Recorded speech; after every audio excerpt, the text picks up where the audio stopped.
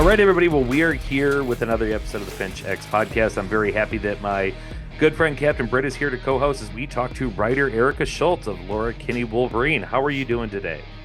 I am still alive and kicking. That's good. That's better than the other way around. Exactly. Getting right into it, I'm a humongous Laura Kinney fan, have for a long time. But process-wise, when you're handed the book, like when Marvel says, "Hey, we want you to write this Laura Kinney solo series," when you begin that process, how much of a deep dive do you do into the character before you begin to write? Well, I had done a pretty big deep dive into Laura for the X-23 miniseries that we had done. Edgar Salazar and I had done about 2023.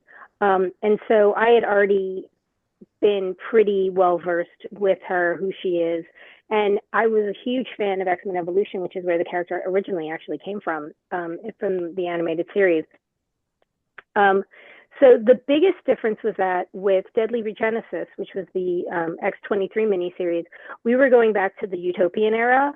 So it was kind of like a flashback mini. And with this is now Laura's debut in the From the Ashes era. So because of that, I didn't really have to do a deep dive. I just had to make sure that anything that we were planning for Laura was not going to interfere with anybody else's plans, because there's I want to say there's like 14 From the Ashes books out right now.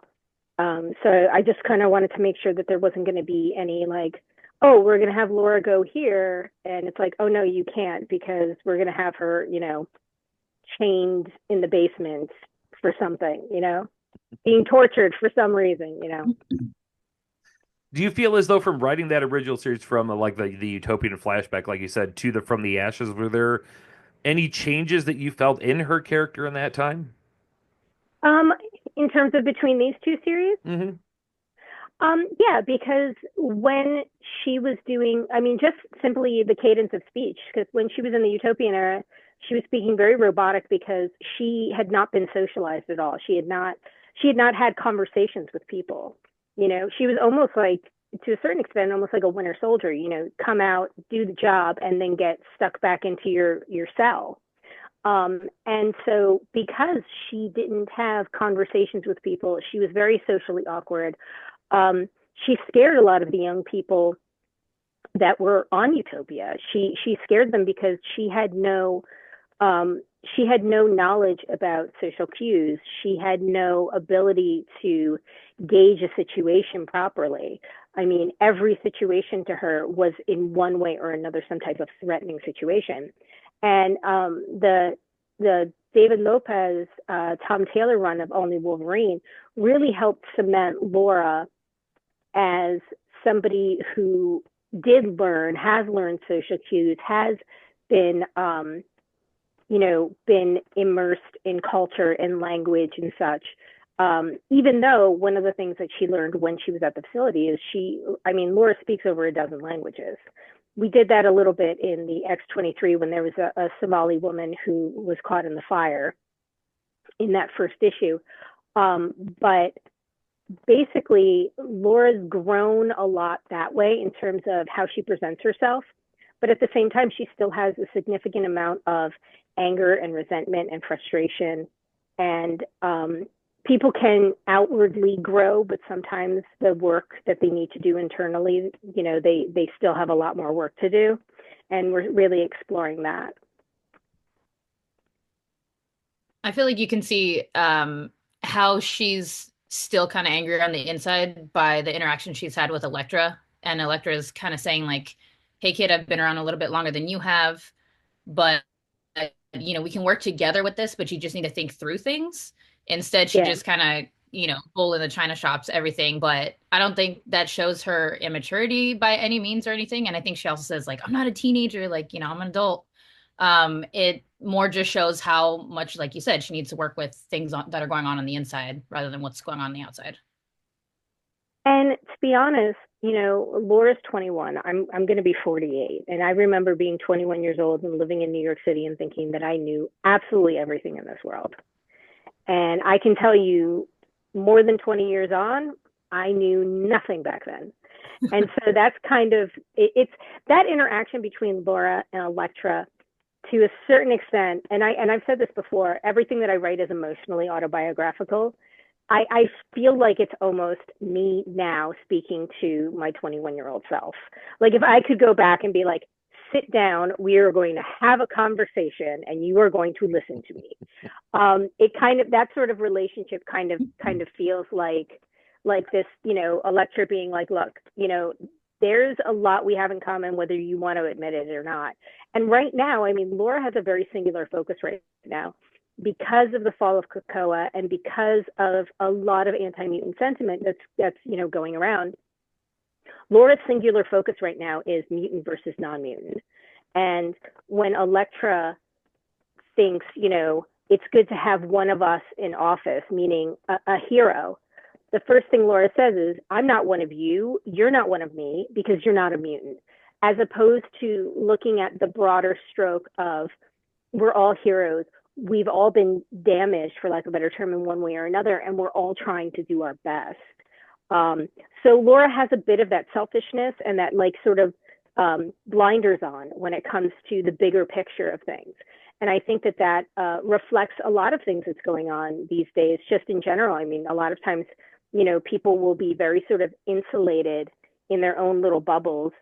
And if you're not, if you don't check every single box to be part of this little club, then you're not considered to be one of the group, kind of thing. And that's, and again, another thing that we're trying to sort of broaden Laura's horizons a little bit and sort of break her free, and make her realize that the world is bigger and the world has a lot more people in it than just, it's not just mutants versus non-mutants. Well, and I think you hit on definitely a bigger thing there, because that was one of the things that I had personally noted as a lifelong X-Men fan, is the more we got into the Krakoan era, the more it became more the mentality of mutants being for mutants and just for mutants, and sort of Laura coming out of that, and Daredevil sort of saying like, hey, I understand what you're saying, and it's sort of circle the wagons time, but you run the risk of alienating allies, like people who may not be in your group but are still on your side. Like, we exist too, and not everybody's against you, even though you feel like this pressure of persecution has been around you for so long. And I think that that's important too, because I think that everybody is going through their own battle, whether you can see it or you can't. Everybody's got their own, trash going on inside, their heads. And Laura has always been so solitary in this idea of like, I'll handle it myself, get away, I'll handle it myself, kind of thing. And even when she had Gabby, and especially during the Only Wolverine run, even, when she's been super close to Logan, there's still a bit of a distance from it. And Logan has sort of tried to break her out of that, because he's had well over a century to have to reconcile his situation, to learn how to deal with things, to learn how to mature, to learn how to deal with people, and think of all the things that he's seen, all the, not just historically, but just the way people interact differently and the way people treat each other differently, or not treat each other differently, over all these years. And he's gently tried to say, hey, kid, you gotta, unclench your fist sometimes. You know what I mean? And even Logan, someone who she loves and respects so much, there's even still a bit of a defiance there too, because, she wants to figure it out on her own, which is fine. And this is something that I 100% get, which is again why it's kind of like, it's my older self telling my younger self, trying to ease the pain for my younger self, but knowing that my younger self would be way too stubborn to ever, take anything that I say seriously. Well, you don't know, you did it this way, and I'm going to do it differently, which is also kind of a parallel to the situation with Talon, as, Laura was looking at Talon as thinking like, is this what my life is going to be? Is this what my life is destined to be? Is there anything that I can do to cut my own path? and in the want to cut your own path, do you make decisions that are actually against your better judgment because you're so focused on not being that person? And we get blinded by that. And there's a lot of, complex sort of psychological things that are going on. And you think about all of the trauma that Laura has been through, aside from the fact that, Krakoa and sort of the scattering of mutants everywhere, but this idea of, I finally had a home and now the rug's been pulled out from under me. Mm-hmm. Yeah, I feel especially for Laura, aside from like everything that's been happening, it's kind of like she's always waited for like the other shoe to drop. So like how you said, Logan's kind of telling her like you got to unclench your fist sometimes, and like the time she finally does, Krakoa's gone. Yeah. So she can't move past the things she's been through, excuse me, to work on internally, because if it's not one thing, it's another, and nothing's really proven to be solid for her. She's like kind of walking on thin ice every day. Mm-hmm. Yeah, and because of that, it's difficult to stop, take a moment, take stock of what's going on, and to try and do the work internally, because you're always perceiving these external conflicts versus stopping and being like, okay, I reacted this way and it was totally inappropriate. I need to turn around and figure out what was it that was said or done that triggered me to react this way. Why did it trigger me to react that way? Like, what does that make me feel? And to really like do like the shadow work, and to really like sit down and go deep and figure out why you're doing the things you're doing. Because she feels like every single moment, either she is being attacked or she will be attacked. She'll always have her head on a swivel. And because of that, she, her growth is always stunted. She can only get so far because she can only feel so safe. And I think that this is a genuine thing with people who have severe trauma and PTSD, is this idea of never feeling safe. Or the second you think that you feel safe, you start getting uncomfortable. Like sitting home and everything's fine and everything's calm, and I put it, in air quotes, a normal person would be like, okay, I can relax.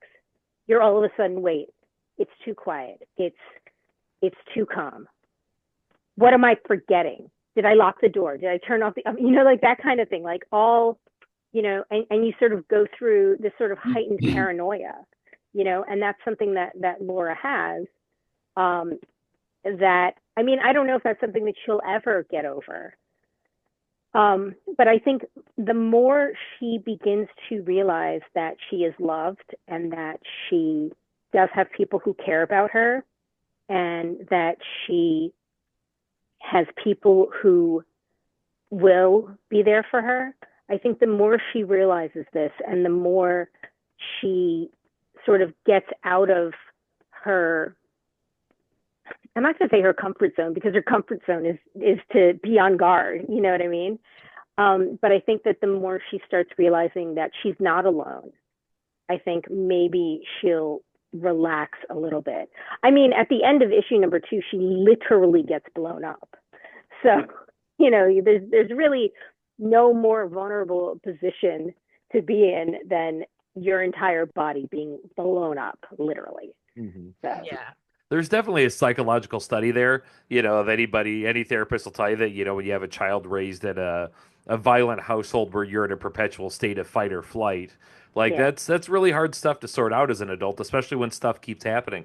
It's sort of like, I've always felt like when it comes to comics, that's the big catch-22, is that you come to love these characters so much you want them to have a happy ending. But the problem is issues need to keep coming out. Unless we're going to get a 20-issue series of Laura sipping tea on a quiet front porch, it's not going to happen. You know what I mean? I try not to read books about how to write, simply because I don't want to inadvertently begin to start writing like somebody else.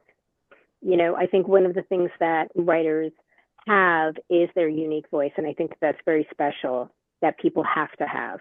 And I think if you start reading a million different books about how to write something, then just by nature of consuming all of this information, you're going to start transforming your process to somebody else's.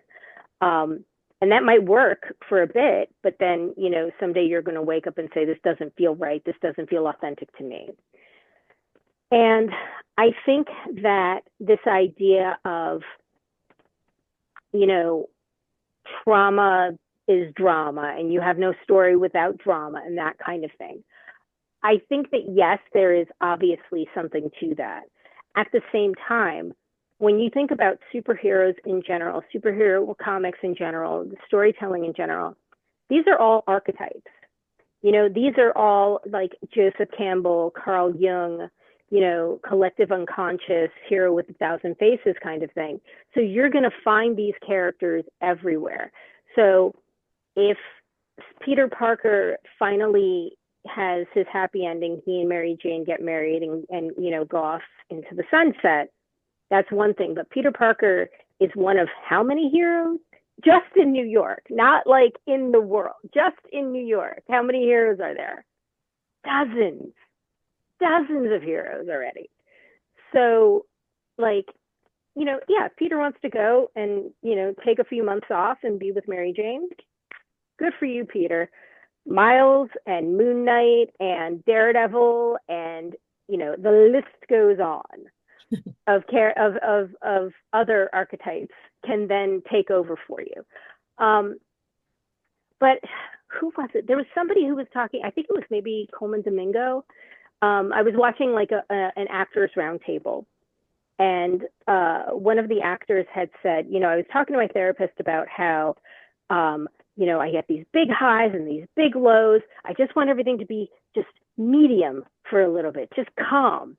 And the therapist said something to the tune of like, well, if you've ever seen an EKG, it's up, down, and if it's calm, it's a flat line, you're dead.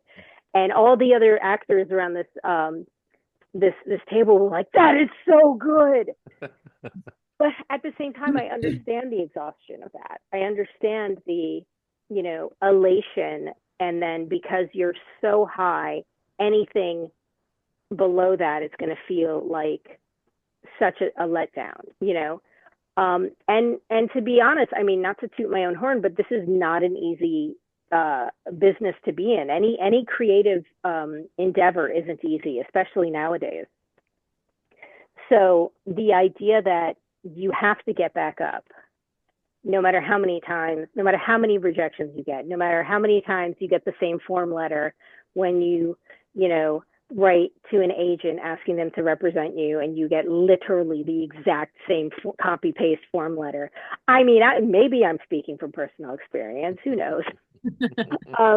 But like, you have to get up. And I think that the fact that these heroes get taken down over and over and over again, and then they get up, whether they have special abilities or don't. Britt, you're wearing, the Yelena Belova jacket right there. Yelena doesn't have any special abilities. She's just really good at what she does, but she doesn't have claws. She doesn't have a healing factor. She doesn't even have the infinity serum that Natasha does. She doesn't have any of that, but she keeps getting back up because she has to. And I think that idea of, you see heroes who get knocked down, but they keep getting back up. That's I think, aspirational. And I think that gives people hope, you don't have to have adamantium claws to keep getting back up. And as we'll see, getting blown up still takes time to heal from, whether you have a healing factor or not. Yeah. It's not just going to go away. Everything needs to regenerate.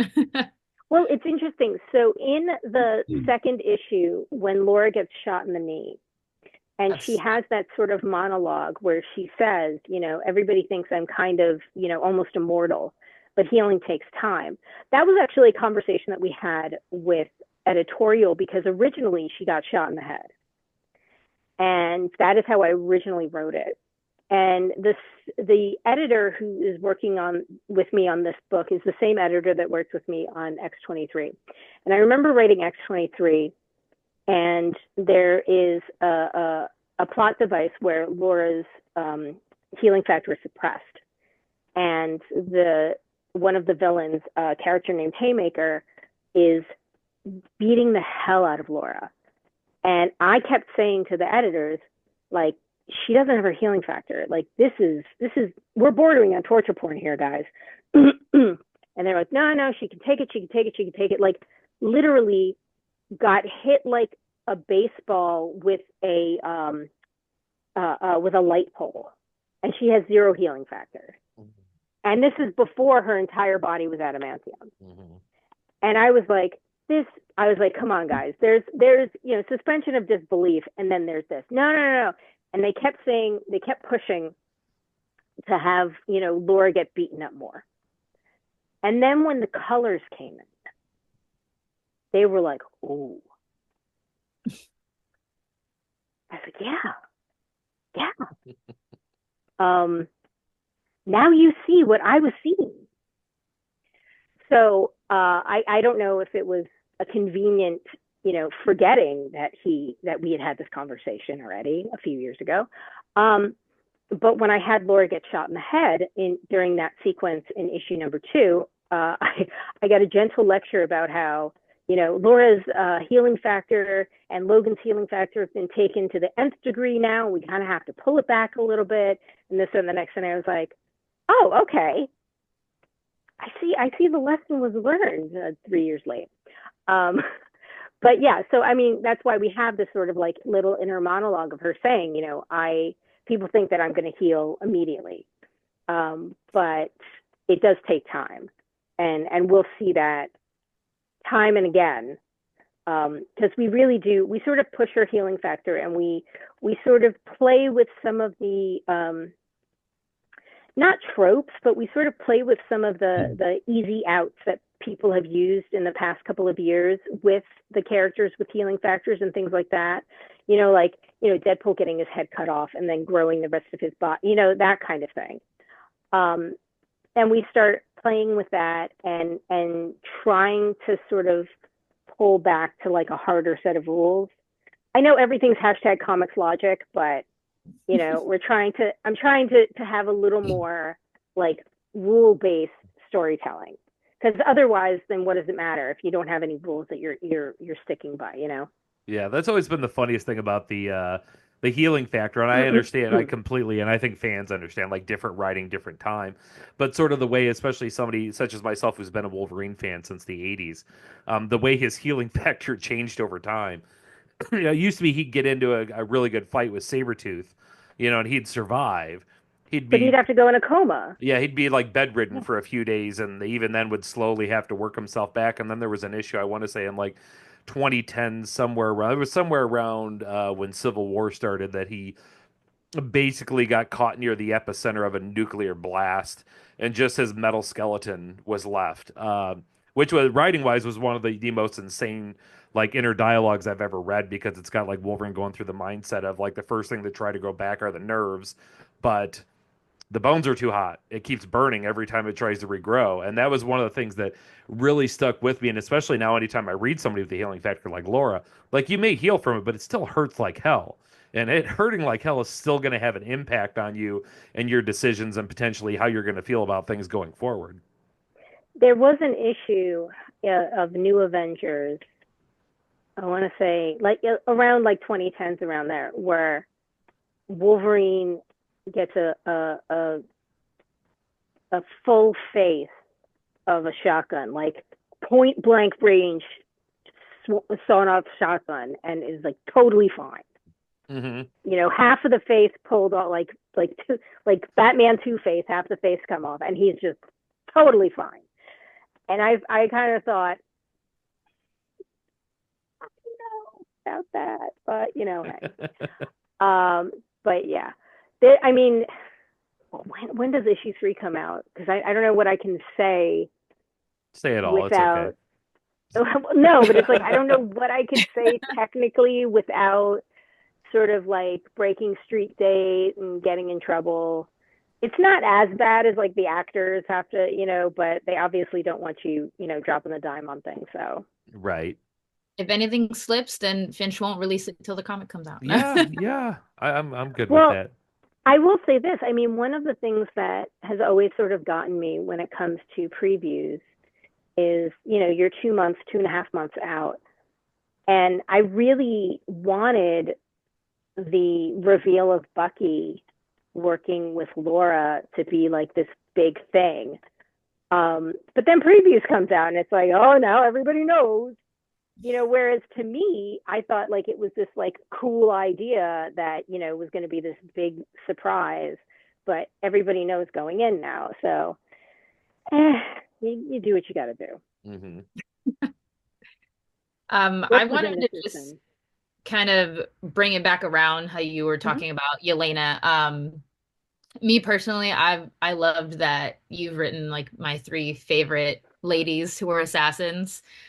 Easily my favorite comic book characters to date. And I personally feel like they all have something in common, just kind of like how Elektra was telling Laura, we're more alike than you think we are, because if you think about it, they all were born to be assassins. They were only meant to be killing machines. Yet each and every one of them is trying to find their way through the world and trying to change and be like more than what they were made for. And I love that about those characters. And especially in the Blood Hunters, seeing like Yelena as a part of a team and like figuring out how to work with other women and especially Miles, like I just think that's the coolest thing.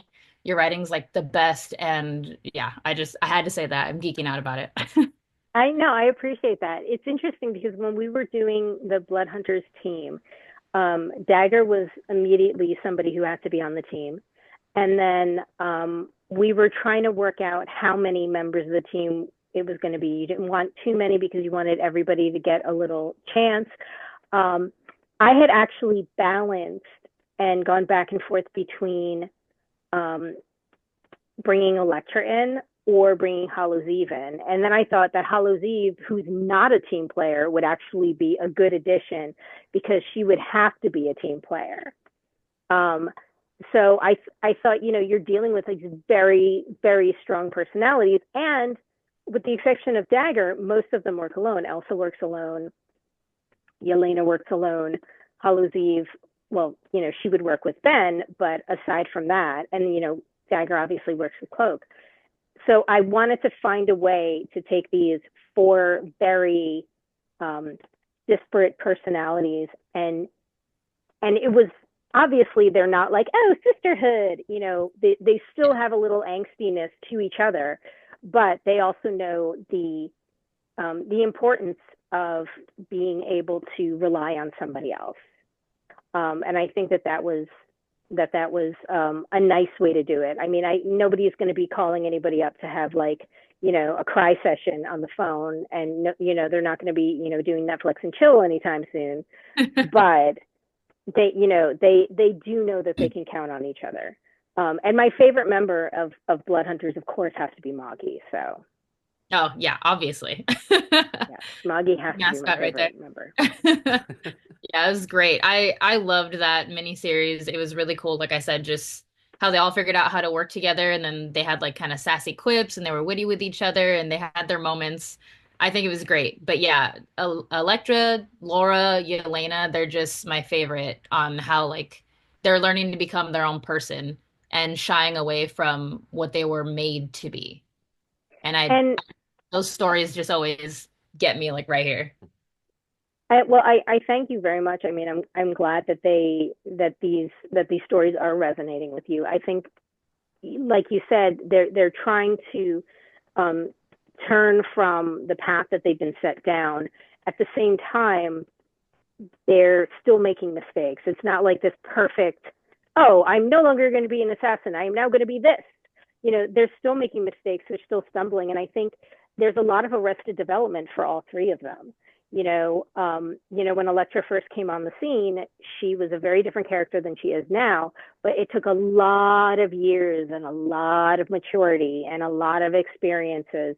And I'm not going to say that Matt is the reason, and I'm not going to say that Frank is the reason. And I'm not going to say that even in that one timeline that she and Logan were together was the reason. No, she did it with the combination of all of these things, but she also did a hell of a lot on her own. And I think that that's really that's important to acknowledge. And I think that, again, Logan was very influential with Laura, but Laura is not, the young female version of Logan. Like, they are very, very different characters. Mm-hmm. And I've said this a bajillion times, sadly, having to defend the fact that this book is called Laura Kinney Wolverine. Originally, I believe it was, at least I would put this in my scripts, it was Laura Kinney the Wolverine, and then the was taken out. But my scripts still have it. But I think this idea of, Logan and Laura being identical, and, with the exception, Logan with breasts or whatever people want to say, Logan had a normal childhood. Logan had a set of parents, a normal childhood, etc. Logan also had, depending on your timeline or depending on your continuity, for the most part, Logan had some agency in whether or not to go through the adamantium process. He might not have been 100%, yes, this is what I want, but he had some agency. Laura was literally built in a test tube and put to gestate in as punishment to Dr. Sarah Kinney. As punishment, Dr. Sarah Kinney had to basically be the walking incubator for Laura. And then once she was born, Laura had no kind physical contact. She didn't even have a name for a long time. It was just that thing, basically. And had no kind touch, no physical contact, no kind words, none of that. They talk so much about when, I'm not a mom, but, a lot of my friends are this idea of, when your baby is born, you have to immediately put the baby on the chest to have this, physical contact with the baby so their heart can sync with yours and stuff like that. And she had none of that. None of that. And that is just, in the beginning, that gives you a foundation that is just gravel on sand in a swamp. Like, there is no foundation there at all. And so she has had to build from nothing. Mm-hmm. Whereas Logan, not only having the privilege of being a white male, Logan at least had a little bit of something to start from.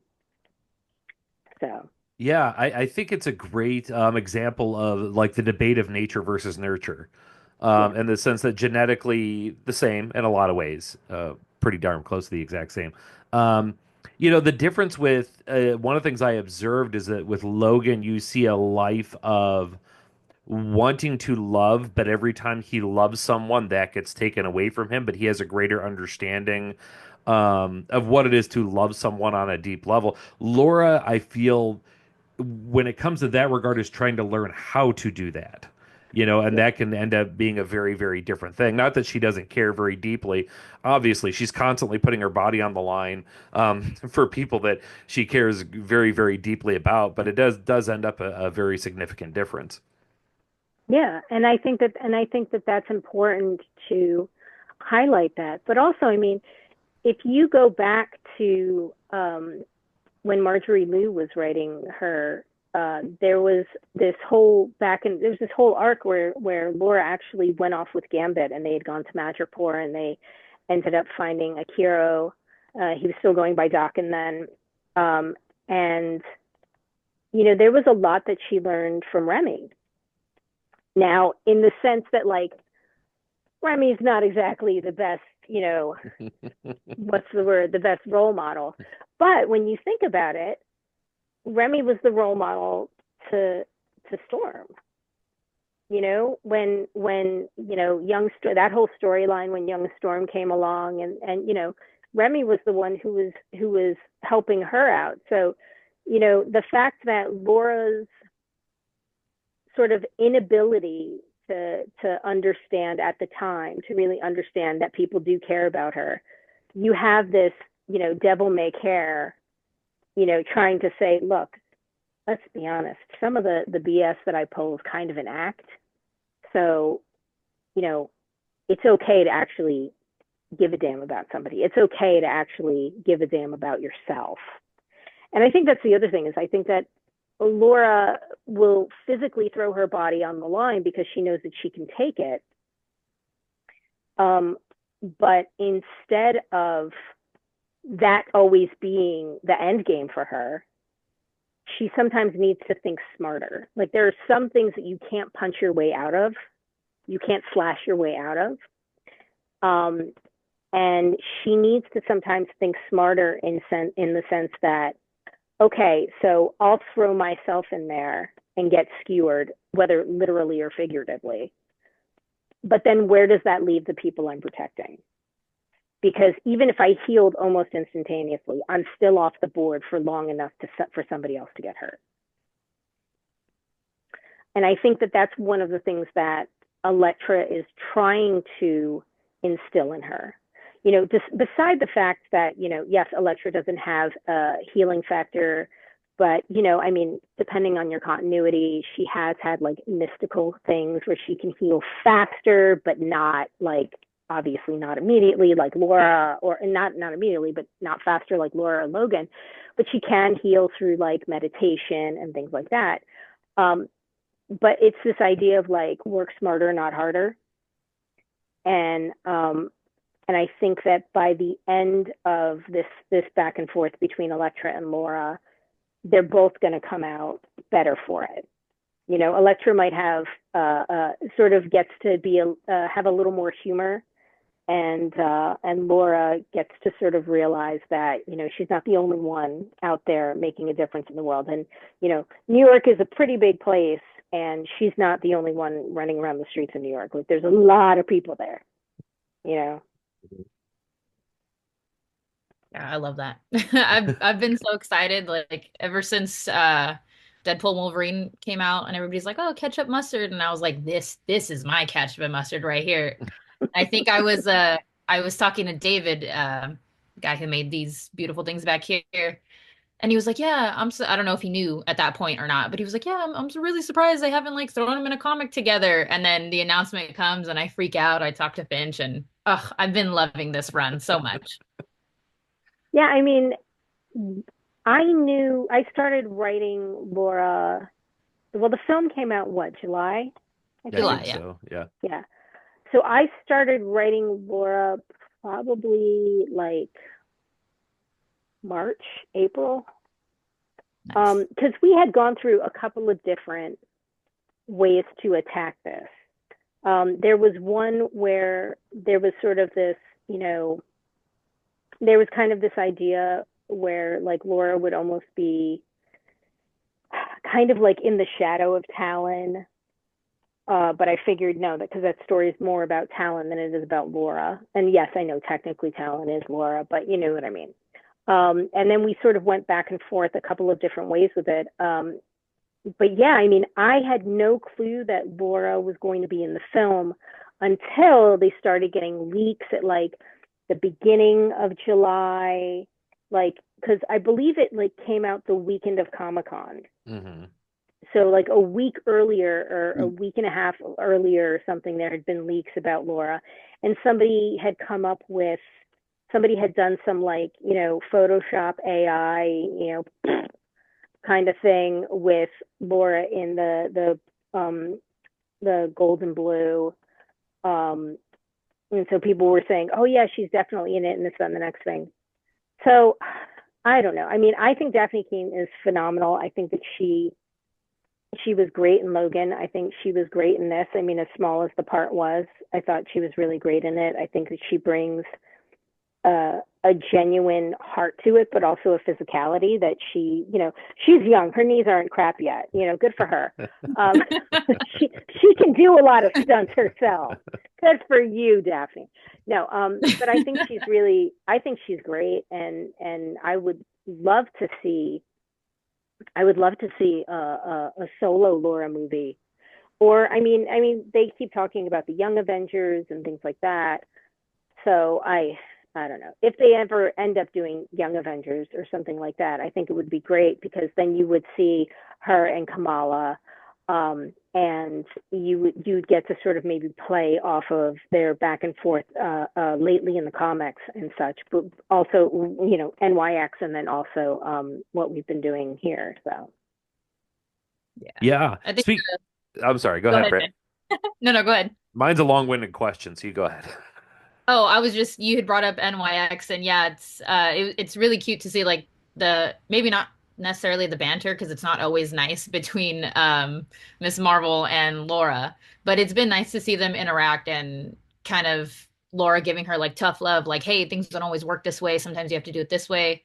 And then on the other side of the coin, it's Kamala saying, hey, your way isn't always going to work because, you need friends to help you. And it's kind of like the overarching theme of Laura, like you said, always thinking like it's only on her and she can only do it by herself. So I love the consistency. I love Laura and I love it when people she's kind of interacted with try to teach her the same lesson. And it's like, come on, you got to try to listen. Like, I may not always be right, but we're trying to help you because we care about you too. and that's an interesting thing also because you look at Kamala because she has such a very strong family and has always had a very strong family, a very strong community. Mhm. And, Laura always says she's like the eternal optimist because, and I'm going to use the word privileged, obviously not when it comes to race, but she has been privileged to have this very strong family connection, not just community, not just nuclear family, but extended family and such. And Kamala has this sort of net of love that she has, that she extends to her friends. But that is unfortunately something that Laura never really has felt. Like she knows if she falls, Logan will be there to pick her up. But she doesn't have half a dozen or more people that will be there in a heartbeat like Kamala does. She has Bruno, she has her brother. I mean, the fact that she and her brother are still as close as they are, and you see how he obviously being the older brother, he sometimes has to like, listen up, kind of thing. But the genuine, like pure love that her family has for her and vice versa, I think is so wonderful. And that's something that Laura will never admit, but I think Laura is insanely jealous of it. She'll never admit it, but I think deep down she just thinks like, man, like she has it so easy. Like she could call her brother at any moment. She can call her aunties. She can call whomever at any moment and have an ear to listen. But I don't have that, even though Laura, if she opened her eyes, she actually does, because Laura could call Kamala at any time. And Yeah. Kamala having experienced that love and that support extends that love and support. It's like love begets love. And I think Laura, though, being so insular, doesn't want to admit it. And, at the same time, we can turn around and say, like, Laura's done a lot of horrible things, and deep down, she kind of has a really terrible self-worth. So she might not think that she's worthy of love. She might not think that she's worthy of someone like Kamala, who comes from this very, very supportive family and supportive community. Sometimes Laura might think, I don't deserve that because of all the horrible things that I've done. And that's something that Logan has dealt with. But Logan's had over 100 years think about how much self-reflection you can do over that much time. Laura's literally 21, 22 years old. She hasn't had that much time to be able to reflect and to really sort of sit down and say, oh yeah, maybe I should be a little, yeah, it really sucks that there was a trigger sense, but I was not physically in control of myself. There's no way that I could have done anything to save anybody there. So yeah, a lot of it comes down to time. just taking the time, and Laura always feeling as if she's under attack, doesn't feel that she has the time. Yeah, the it's as a note to that, one of the things that I think really brings that out and really brings the story out, when we're talking about the Laura Kinney Wolverine book, is the art. The art on top of it, like the writing's fantastic. The art on top of it's amazing. Now, I'm always interested in this when it comes to talking to comic book writers, but I'm interested into the working relationship between you and Gita Belviso in terms of the back and forth, in terms of how that entire creative process works. Jada and I will text each other all the time. I I speak a decent amount of Italian, so I will pepper scripts with Italian, especially if there's an idiom, that a colloquialism in English that I can't think of the equal. I can't think of its counterpart in Italian. I'll then explain it, clunkily in Italian. But no, Giada is phenomenal. She is very, she loves Laura with a passion, and I think that definitely comes out. Um, she also, excuse me, she also has such a passion for what's going on, the inner workings of the character. It's not like we've been trying to do with Laura. It's obviously not about the punchy punchy. It's she's got a lot of stuff going on in her head, and Jada really wants to show that in terms of mannerisms, in terms of how Laura is conducting herself in the world, how she's reacting to people, and how she's acting and presenting herself. Um, you know,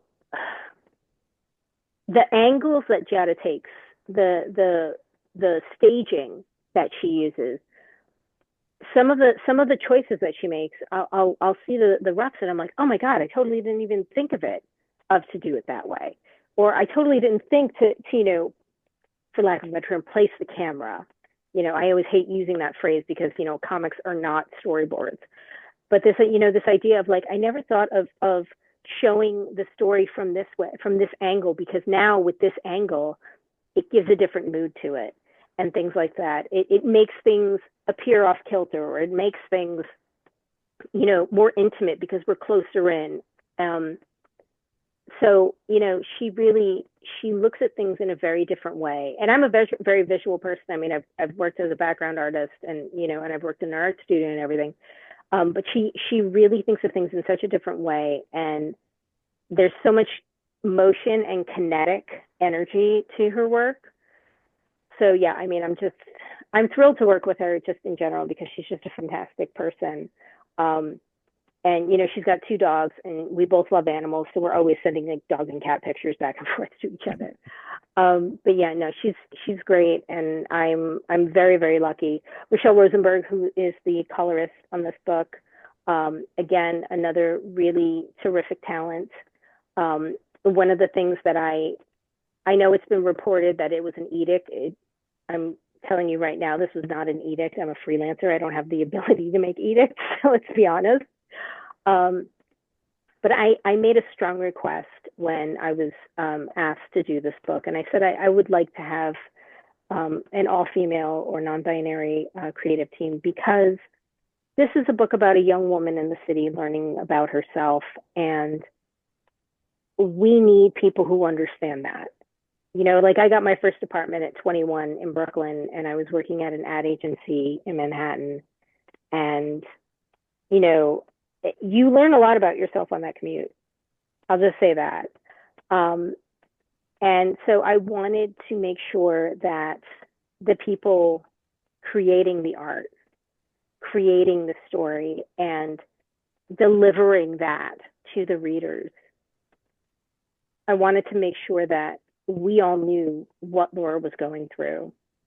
We all had some type of emotionally autobiographical, hit in this, and I think it definitely shows. I think it absolutely shows. And again, this was not an edict. This was not an ultimatum.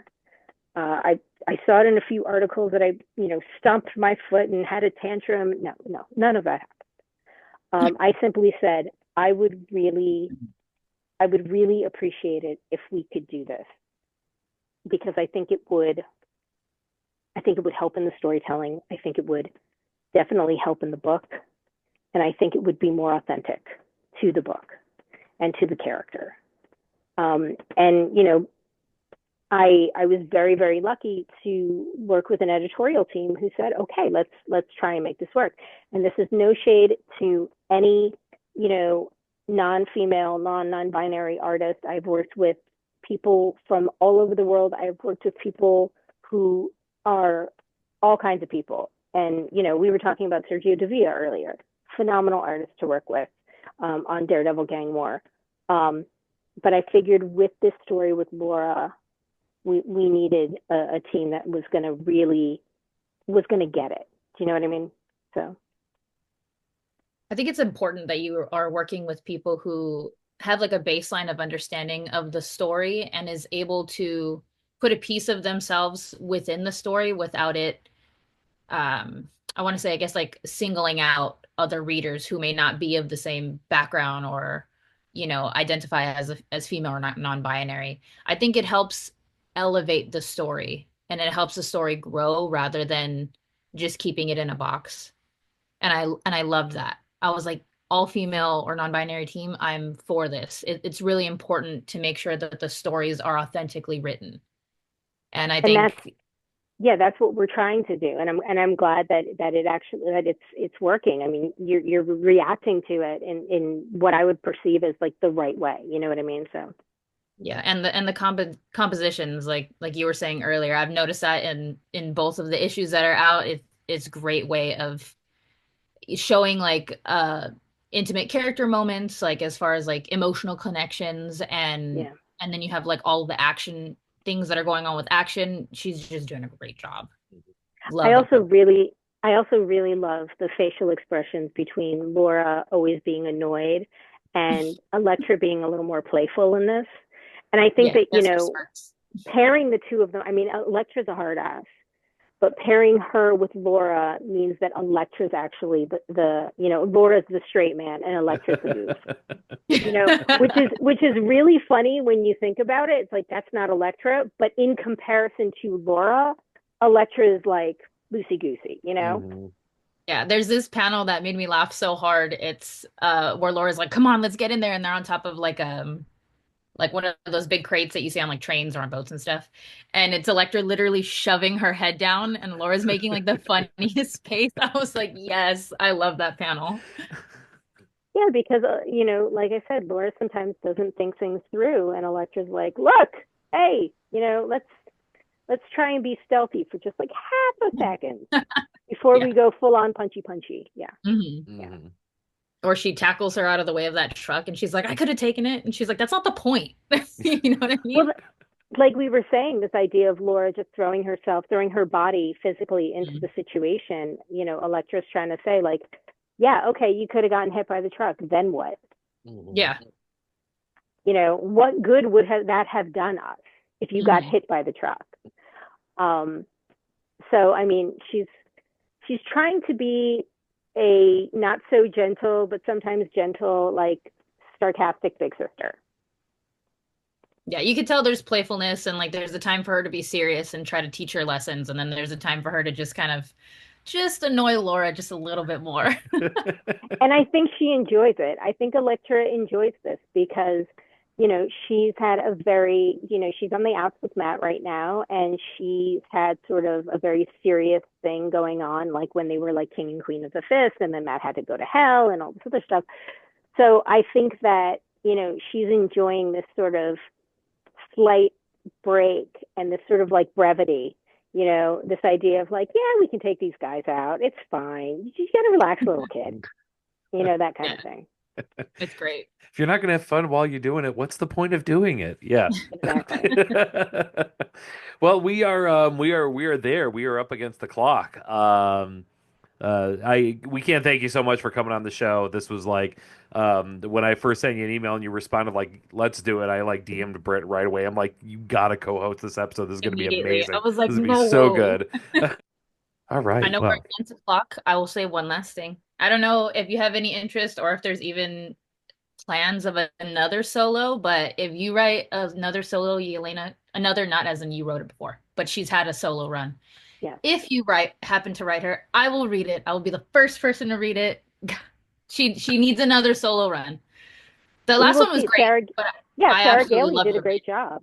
Yeah, I loved the on last the Red run. Widow. She had like a nice like bit of her own comic self and some of like the MCU about like how she would kind of make jokes and whatnot. But yeah, if you wrote anything else, Yelena, you know I'll be the first person to read it. I appreciate that. Thank you.